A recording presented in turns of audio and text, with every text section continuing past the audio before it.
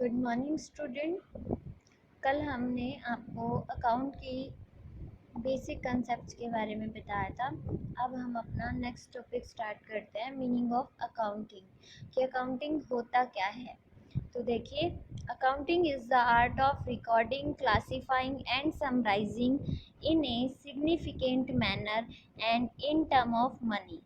कि अकाउंट क्या है, एक आर्ट है, एक कला है जिसमें हम ट्रांजेक्शन्स का मतलब होता है जो भी हम अपने बिजनेस में लेन देन करते हैं, ठीक है, तो उसको बोलते हैं ट्रांजेक्शन। उसको हम सबसे पहले रिकॉर्ड करते हैं, फिर क्लासीफाई का मतलब होता है अलग अलग करना, उसको अलग अलग करते हैं। जैसे सेल्स की कौन सी ट्रांजेक्शन है, परचेज की कौन सी है, उधार की कौन सी है, तो उसके बाद उसको क्लासीफाई करते हैं। And summarising in a significant manner, फिर उनको क्या है, समराइज करते हैं, मतलब उससे हम सारांश निकालते हैं, रिजल्ट निकालते हैं जो हमें जानना होता है। जैसे आपको मान लो टोटल सेल जाननी है, तो आप सेल्स की जितनी भी ट्रांजेक्शन होगी उनको वेरीफाई करके उनको समराइज करोगे। And in term of money, कि अकाउंट में सिर्फ ऐसी ट्रांजेक्शन्स को ही रिकॉर्ड किया जाता है जो मनी की टर्म में होती हैं। Transaction and events which are in part at least of a financial character.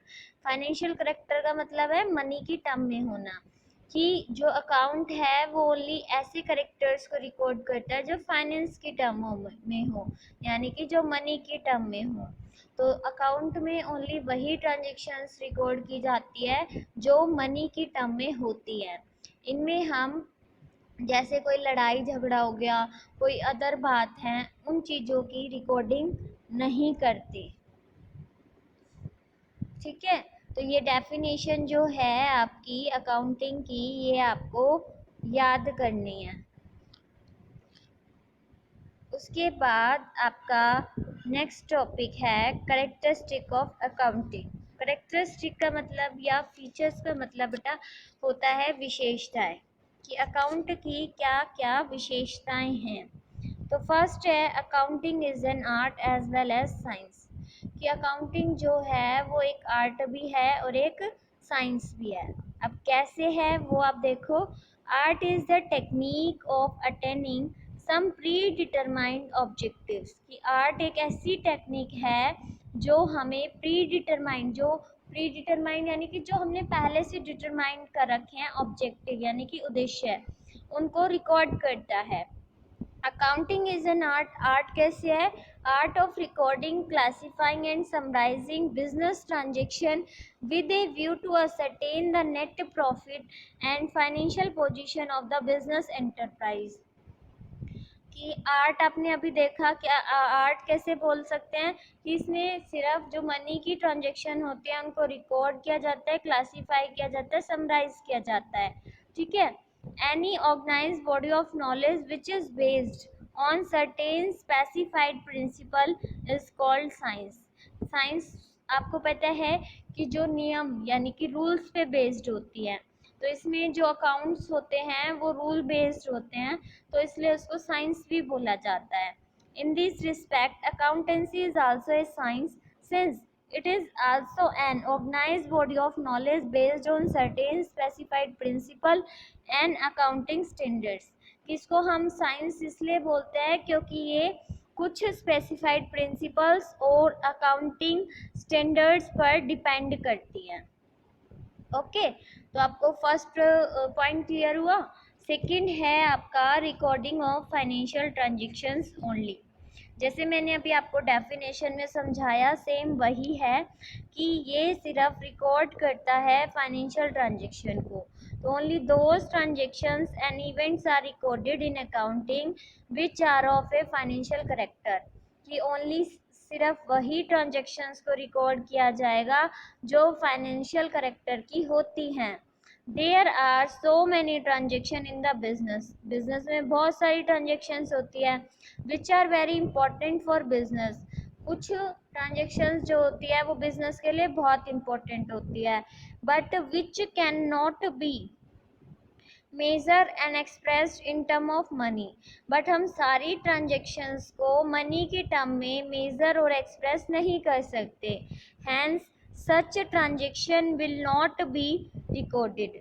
ऐसे ही कुछ ट्रांजेक्शन्स ऐसी होती हैं जिनको हम रिकॉर्ड नहीं कर सकते, जैसे इन्होंने फॉर एग्जांपल बताया है the quarrel between the production manager and the sales manager resignation by an able and experienced manager, strike by employees, and starting of a new business by the other competitor etc।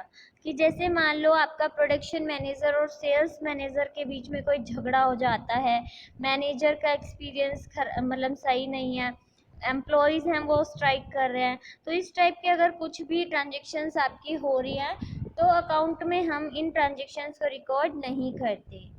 These event affects the earning of the business adversely, but as no one can measure the effect of such event in term of money, this will not be recorded in the books of the business।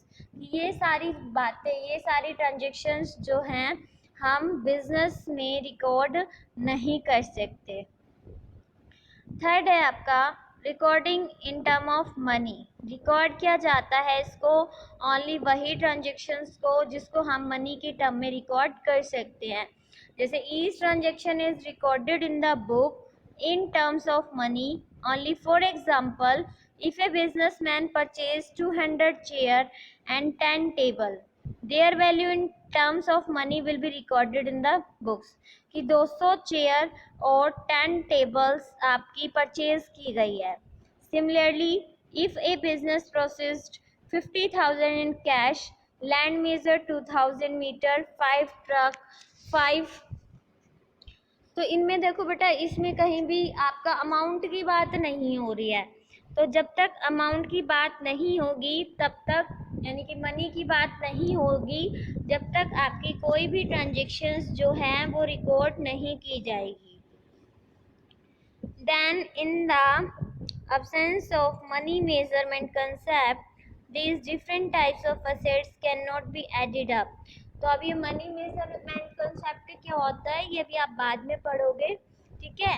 अभी आपको इस point में क्या याद करना है कि in accounting term में सिर्फ वही ट्रांजेक्शन्स रिकॉर्ड की जाती है जो आपकी मनी के टर्म में होती है, but if they are expressed in term of money they will immediately provide useful information such as cash, land, truck, machine, goods, chairs, tables। तो ये क्या है, सब अमाउंट्स में दे रखे हैं, तो अमाउंट्स को तो हम रिकॉर्ड कर सकते हैं, लेकिन हम ये बोले कि हमने टेबल खरीदी है, चेयर खरीदी है, तो उससे कुछ स्पेसिफाई नहीं हो पा रहा कि हमने क्या खरीदा है, कितने का खरीदा है, तो इसको हम रिकॉर्ड नहीं करेंगे।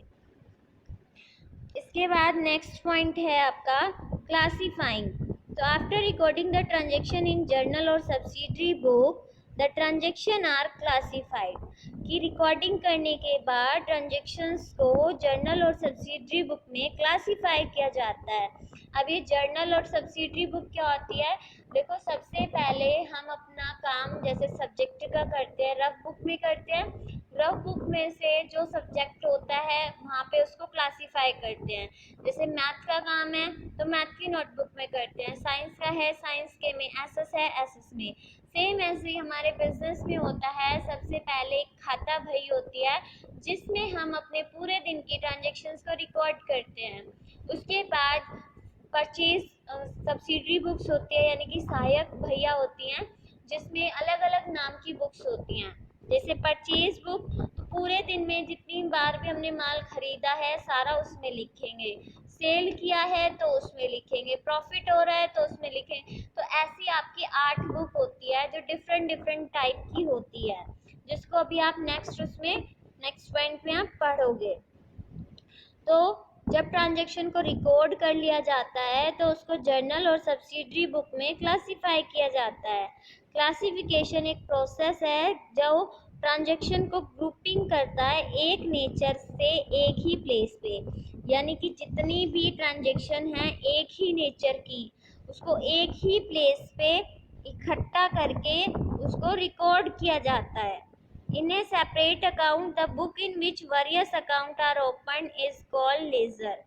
फिर क्या होता है कि सबके लिए अलग अलग से अकाउंट खोले जाते हैं, उसको हम बोलते हैं लेजर अकाउंट। तो अभी फिलहाल आपको इसी पॉइंट तक समझना है, ठीक है। उसके बाद आपका आता है समराइजिंग। समराइजिंग का मतलब होता है सारांश। तो summarising is the art of presenting the classified data in a manner which is understandable and useful to management and other users of such data। कि समराइजिंग क्या है? एक आर्ट है प्रेजेंट करने का, जो अपना डाटा अपने अलग अलग किया गया है उस मैनर में जिसमें आपको समझ आए और जो मैनेजमेंट है उसके लिए यूजफुल हो। These involve of balancing the ledger account and preparation of trial balance with the help of such balances। कि इसमें आपका लेजर अकाउंट का बैलेंस एंड ट्रायल बैलेंस की प्रिपरेशन से बैलेंस सच होता है और हेल्प करता है। Final account are prepared with the help of trial balance with including trading profit loss account and balance sheet. जब हम अपने फाइनल अकाउंट बना देते हैं तो उससे हम अपनी प्रॉफिट लॉस और बैलेंस शीट्स को बनाते हैं। तो इस पॉइंट में आपको यहाँ तक याद करना है। इसके बाद ये काउंटिंग साइकिल है और जो बाकी के पॉइंट्स बच गए हैं वो नेक्स्ट वीडियो में पढ़ना है आपको। तो अभी फिलहाल आपको यहाँ तक याद करना है।